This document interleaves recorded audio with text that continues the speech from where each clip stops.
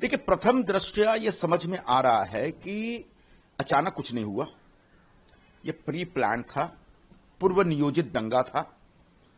सुबह वीएचपी बजरंग दल के जो कार्यकर्ता थे, उन लोगों ने औरंगजेब की कब्र खोदने और औरंगजेब की कब्र हमेशा के लिए महाराज से बाहर हटाने की डिमांड को लेकर के एक बड़ा प्रदर्शन किया था और वो प्रदर्शन दोपहर तक खत्म हो गया था।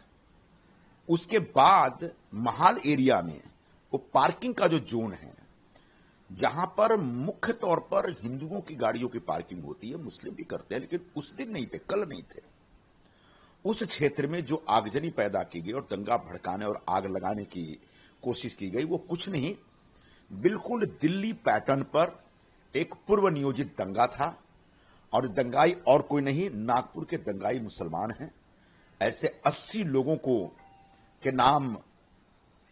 को नामजद किया गया है।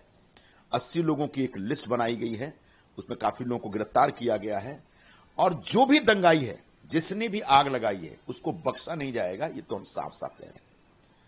दूसरा बड़ा विषय यह है कि जानबूझ के उन लोगों ने दंगा इसलिए भड़काया क्योंकि औरंगजेब की कब्र खोदे जाने की मांग को लेकर उनकी आत्मा को तकलीफ हो रही थी। औरंगजेब एक अत्याचारी राजा था, ये सभी जानते, पूरा इतिहास गवाह है। उसकी क्रूरता के जो किस्से हैं पूरे इतिहास के हर पन्ने पे दर्ज है। उसने जिस तरीके से अपने पिता को सताया और उनको कैदी बनाया, अपने बड़े भाई की हत्या करके उसकी जो मुंडी थी वो दिल्ली गेट के आगे गेट पर 2 महीने तक ऐसे लटका के रखा था, फिर घुमाया दिल्ली में, बाकी भाइयों को वैसे तड़पा तड़पा के मारा।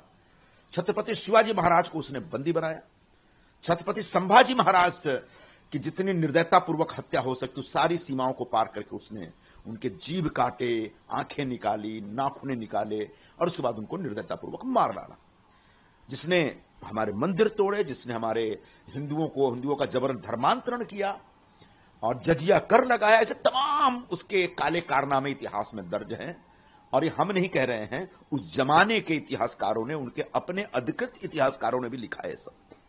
तो ऐसे व्यक्ति की कब्र महाराष्ट्र में तो कम से कम नहीं होना चाहिए, उस जिले में नहीं होना चाहिए जिस जिले का नाम छत्रपति संभाजी नगर है। और ये मांग लेकर के अगर पूरे महाराष्ट्र के हिंदुओं का खून खौल रहा है तो मुझे लगता है कि सरकार इसको माने। और अगर किसी को तकलीफ है इससे और वो दंगा भड़काने की कोशिश कर रहे हैं, आग लगाने की कोशिश कर रहे हैं, तो उनको बख्शा नहीं जाएगा, एक एक को चुन चुन के मारा जाएगा। अपोजिशन में जो बैठे लोग हैं वो सारे के सारे औरंगजेब के नाजायज औलाद हैं। उनका भी खून कलप रहा है, तड़प रहा है औरंगजेब की कब्र उखाड़ने के नाम पर।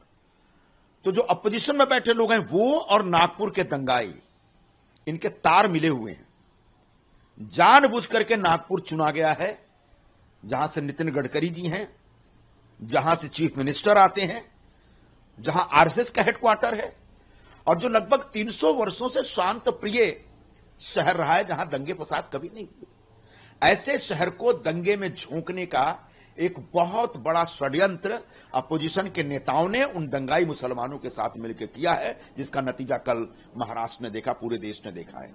आगे अगर इस प्रकार की आग लगाने की कोशिश की गई तो किसी को नहीं छोड़ा जाएगा, किसी को नहीं बख्शा जाएगा, हम साफ साफ शब्दों में कह रहे हैं। सर, एक आखिरी सवाल, इसके बाद आप महाराष्ट्र की जनता को क्या मैसेज कन्वे करना चाहेंगे? महाराष्ट्र की जनता को यही मैसेज देना चाहेंगे कि छत्रपति संभाजी महाराज हमारे आराध्य दैवत है, शिवाजी महाराज हमारे महापुरुष हैं, आराध्य दैवत है। इन महापुरुषों के प्रति जो आपके मन में सम्मान है वो सम्मान बरकरार रहना चाहिए और इस सम्मान को चोट पहुंचाने वाले कोई भी व्यक्ति को बख्शा नहीं जाएगा।